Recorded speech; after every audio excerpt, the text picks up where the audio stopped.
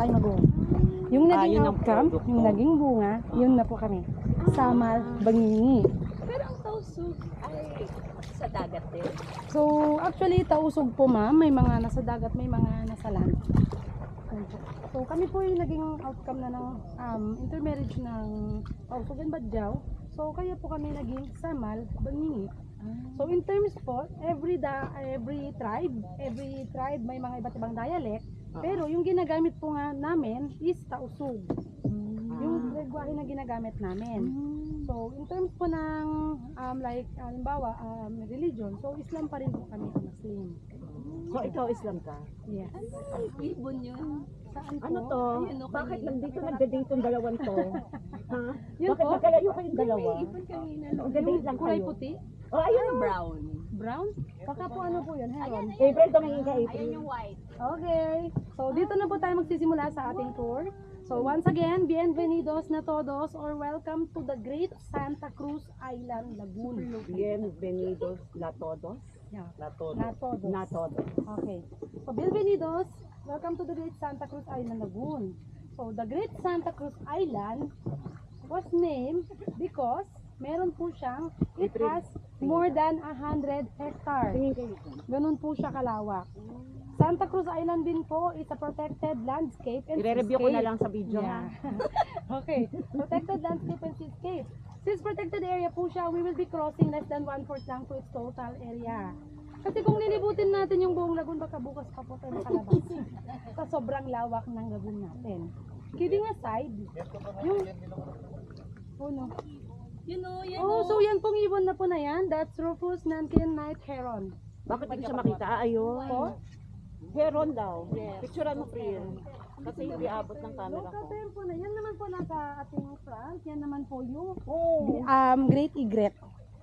Egret. Di ba migratory bird yan? Yes po. Ah. Yes. Tumambay, bakit nagisa ka lang dyan, girl? Very good. Yan. So, Saang probinsya galing yan ngayon? Saang bansa? Malaysia? depende po ma'am kasi yung mga migratory birds came from Singapore. Teka lang, interviewin ko muna yung egret. Napakarami. Hey friend, where are you from? Okay. So once again, ito pong nandito tayo ngayon sa the Great Santa Cruz Island. So, since nandito po tayo sa loob ng lagoon, kung napapansin niyo, yung mga boats po na ginagamit natin is flat bottom boat. Oo nga. Wala po siyang cutting. So, wag po kayong matatakot dahil wala pa naman po kaming record ko na tubaob yung bangka. Kala ko na nalunod. Yan. Hey, Baka pa lang Egret! po, tayo pa lang yung Hey, egret! Dahil mali. Wala, loner yan. So, Kasi may mga matas- ano po kasi kami ma'am, may mga times po kasi yung mga guests ko po kasi hindi nagsasabi na natatakot na pala. So, hindi na nag-enjoy, nagaganyan na lang the whole tour. So, hindi nila na-realize I na assure, mas... I guarantee, safe po yung ating yellow. Mababaw lang. Yes. Saka And mababaw kung lang siya. Tataob po yung baga, nakakaya naman manunod. Ayaw mo. Okay. So again, nandito po tayo ngayon sa the Great Santa Cruz Island Lagoon. Kung napapansin nyo, the water is too clear. Napakalinaw po ng tubig. Dahil sa linaw ng tubig, may nakikita na po ba kayong mga damo sa baba? Yes. Oo. So yan po mga damo, yan po ay mga seagrass. Seagrass. So damo rin po syempre, in English ko lang. Para naman social. Ganun tayo sa seagrass. So yan po mga seagrass na yan. May dalawang klase po kami ng seagrass. Yan po yung may mga habang strand. Yan po yung eel seagrass or giant seagrass. Yung pangalawa naman po, yung mga maliliit lang, yung medyo maliit lang na may free lang, yan naman po yung turtle seagrass or dugong seagrass. Yung kinakain na. Yes. So, wala po kaming dugong dito, seagrass lang po yung meron. Yung contribution po ng mga seagrass, sila po yung nag-filter ng mga dumi sa dagat. Ina-absorb nila sa kanilang strand lahat ng dumi sa dagat. So please avoid lang pong hawakan yung mga seagrass kasi kung sensitive man po yung mga skin or ika nga kayo po yung mga cutis artista, avoid lang pong hawakan yung seagrass. Kasi may pagkamakati po yan siya ng konti. Yes po. Makati po yan siya ng konti. So at the same time, yung seagrass din po, nagbibigay pasaway din na po yan tourist, sila oh. ng oxygen.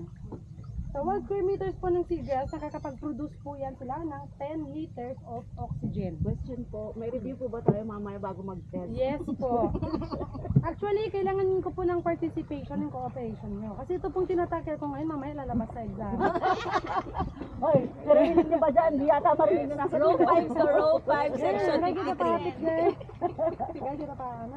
Awas niya kay Mike. Direct na kita pa gamay. Kaya nakita nyo ito mga. Ang laki rin nun.